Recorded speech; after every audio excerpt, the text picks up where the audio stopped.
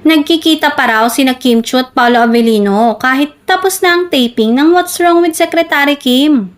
Sa Marisol Academy tonight sa teletabloid na pag-usapan ang tungkol dito. Tinanong sa kanila kung hindi ba nila namimiss ang isa't isa. Chika ni host Mildred Bacud ukol sa naganap na MediaCon para sa What's Wrong with Secretary Kim kamakailan.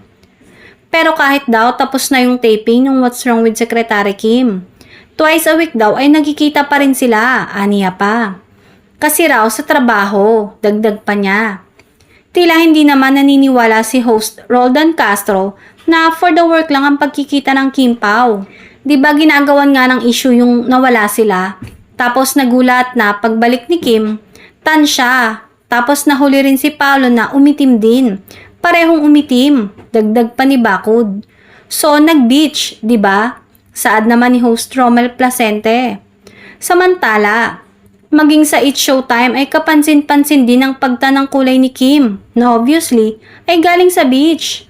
Kaya naman may mga nagsasabing baka sa Amanpulo raw ito ng short vacation.